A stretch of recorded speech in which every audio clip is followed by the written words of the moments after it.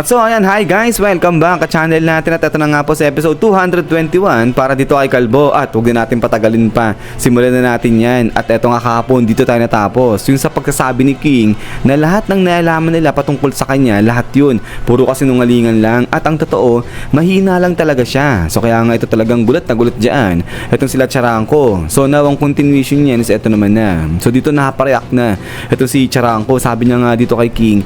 So ibig sabihin yung istorya patungkol kay King na lumipad siya, tapos meron siyang dala-dala na pagkalakas-lakas na bomba na kaya nito nawasakin o pasabugin yung buong solar system, tapos hinagis ngayon sa may black hole. At pati na rin yung time na kung saan ay winasak daw, pinagdudurog ni King yung mga meteorites na dapat tatama sa Earth eh. So kaya nga ngayon dahil sa ginawa ni King, nabuhay yung sangkatauhan. So lahat daw yun ibig sabihin hindi totoo kasi nungalingan lang, at ito talagang pinapawis dyan ito si King. At ito tuloy pa ngayon ni Charangco, pati raw ba yung mga rumors patungkol naman sa mythology na sinasabi pino-foreshadow nun yung kapanganakan ni King, pati raw ba yun di totoo? So grabe, pati sa mythology napasok na ito si King. At so ito ngayon sagot si King at ito talagang pinapawis siya. Sabi niya nga rito kay Charangco, oo talagang lahat ng yun kasi nungalingan, pero grabe naman daw, para di naman daw ganun kagrabe katindi yung mga istorya kay King na yun nga yung ginagawa niya, yung nagpapasabog siya ng solar system sa kanga ng mga meteorite. Pero ito nga sa kabilang banda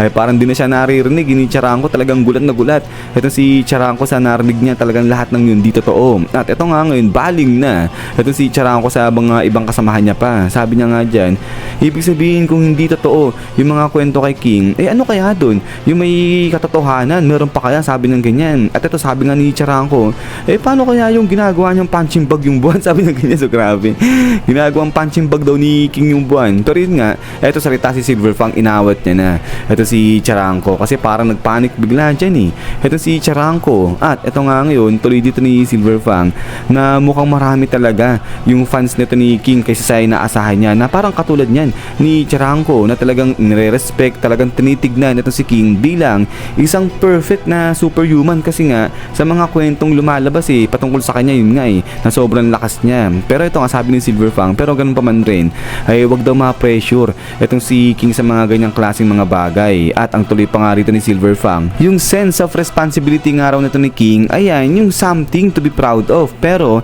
hindi raw kailangan na i-shoulder lahat siya ni King. At ito nga sabi pa rito ni Silverfang, kasi di ba may mga kaibigan naman daw siya, may mga kasama siya na handang tumulong sa kanya. At ayan nga raw yung essence ng Hero Association. At ito nga ngayon biglang tapik-tapik na ni Silverfang itong si King, sabi niya nga dyan, pero actually lang talaga na-relieve daw, parang guminhawa itong pakiramdam ni Silverfang sa mga sinabi nito ni King, kasi nga parang naglalament daw siya. So grabe, sobrang lalim, parang nananaghoy o nalulungkot itong si King dahil nga sa sarili niyang kahinaan, sa sarili niyang weakness. At ito ngayon sabi nga ni Silverfang, kasi ganito yan the more na mas malakas ka, the more din na nakikita mo kung ano talaga yung kahinaan mo. At ito nga sabi ngayon ni Silverfang, as long na hindi yan nakakalimutan ni King, ay wala raw nakakaalam, walang limit kung gaano pa yung pwedeng ilakas nga nito ni King. Pero ito nga biglas na si King, pinapawis siya, sabi niya nga dyan na hindi talaga hindi raw ganyan yung ibig sabihin nito ni King. So parang iba kasi yung sinasabi ni Silverfang, sabi nga dito ni King, parang ibang dimension yung gustong iparating dito ni King, na yun nga simple lang yung gusto niya lang sabihin na talagang normal na tao lang siya, na hindi nga siya malakas, pero yun parang iba pa yung pagkakaintindi dyan ni Silverfang. But then pagkatapos nga niyan, eto nga biglang talon dito kay Bump, dahil eto nga biglang sabi dito ni Bump, okay na raw, narinig na lahat kay Silverfang yung patungkol kay King. At eto sabi nga ni Bump, gusto raw ni King magkaroon siya ng isang kapangyarihan na talagang completely different sa ibang dimensions. So yun, nagkagulo-gulo na iba pa yung pagkakaintindi ni Bump sa kanga ni Silverfang sa gustong mangyari ni King. At eto nga ngayon, nasa harapan na ni Bump itong si King. So yung tsura ni King dito kuba-kuba lang siya. Pero yun nga sabi nga rito ni Bump na hindi niya raw alam kung ano yung nasa isip ni Silverfang, bakit sa kanya pinapunta itong si King. Pero yun nga, pwede naman daw talaga mag-ensayo, mag-training itong si King under kay Bump, at yun nga pwede niyang gawin yan lifetime. Pero ganun pa man rin, baka raw di makuha ni King, di niya maabot yung kapangyarihan na gusto niyang ma-attain. At eto nga ngayon, hindi maintindihan yung itsura ni King, di niya alam yung sinasabi nga niya ni Bump, kasi nga parang iba yung pagkakaintindi nila. Pero yung nga sabi dito ni Bump na unlike sa technique na ginagamit ni Silverfang, yung flowing water fist technique, ay makikita raw yung lakas nun sa pamagitan ng paggamit sa counter attack. Yung technique daw nito ni Bump iba. At eto nga ngayon biglang talon dito dahil dali-dali etong si Bam at eto parang biglang pinuntirya niya etong mga bato na to at maya-maya pa is biglang umatake na dali-dali dito. Eto si Bam, inatake niya itong mga bato at eto nga ngayon pang pang pang. So dito biglang na parang nagkaroon ng mga cracks dito. Etong mga bato parang bigla sila nagkaroon dito ng mga slices at pagkatapos nga niya is bam!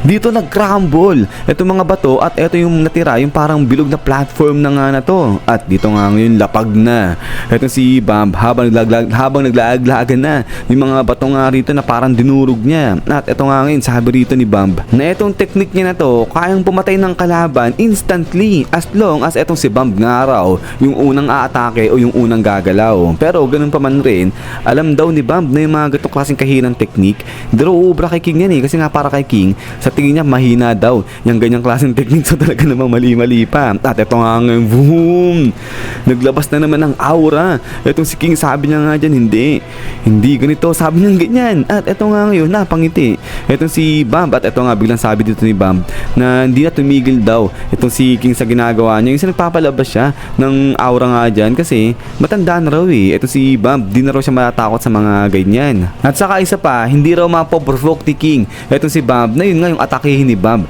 ayang si King kasi nga so parang umiiwas na etong si Bam na labanan si King kasi sa feeling niya matanda na siya. Pero ganun pa man din, ito nga naglabas ng sulat etong si Bam, sabi niya nga dyan instead na maglaban silang dalawa ay gagawa na lang daw siya ng introduction letter. At ito nga ngayon alis si King at ayun hawak-hawak niya na etong introduction letter na binigay sa kanya ni Bam. So sabi nga ni Bam dito kay King na puntahan ni King yung isang lugar, yung isang dojo na sinasabi niya dyan sa sulat. At eto sabi nga ni Bam mas maganda siguro kung mag-exercise muna etong si King ng ibang martial arts at ayun i-master niya na kontrolin yung kanyang bloodlust. So grabe, kala mo naging delikadong tao pa etong si King. At pagkatapos nga niya na eto nga punta si King dito sa parang simbahan na nga na to. So parang katakot kakaiba etong simbahan pero dojo yan. At din eto nga ngayon nagulat eto yung parang head ng dojo dyan. So pinapawis siya, sabi niya nga dyan na pinadala si King dito sa dojo niya at si Mr. Bam pa raw yung nagpadala sa kanya. Pero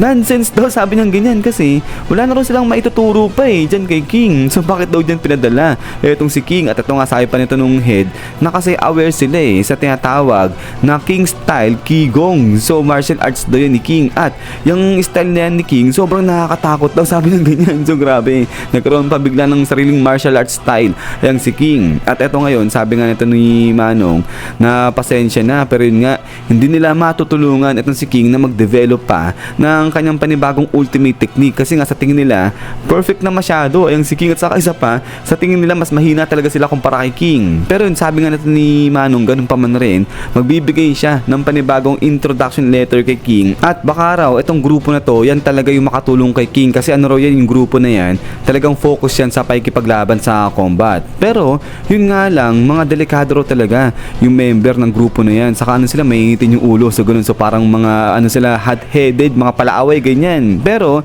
kung si King naman daw yung pag-uusapan, sa tingin niya wala raw problema yan si King. At eto nga ngayon punta na si King sa lugar na to. So grabe, parang gym yata to, tapos yung sira-sira yung mga gamit. At eto nga ngayon nagulat dito yung parang grupo na sinasabi nung dojo na puntahan ni King. So sabi nga nila dito, bakit daw nandito si King? Talaga naman, sabi siguro daw kaya pinadala etong si King dyan, parang araw i-crush sila pero pinapawis etong parang mga siga-siga, parang mga sanggan na to Tapos etong nasa gitna, sabi niya nga dyan balita niya parang tinapos daw ni King yung human monster, yung tao na naging halimaw. At eto nag-aalala sila baka tapusin daw sila nito ni King. At eto nga ngayon biglang salita na etong parang mga gangster na to. At yun sabi nga nung isa na oo minsan talaga umiinit yung ulo nila tapos nakikipag-away sila yun, parang nagiging hot-headed sila pero di naman daw sila gumagawa ng masama, sabi nila ng ganyan. At ayun nga raw patawarin sila ni King. So itong isa yung parang leader nila parang nagmamakaawa na, sabi niya nga dyan simula raw nung sirain na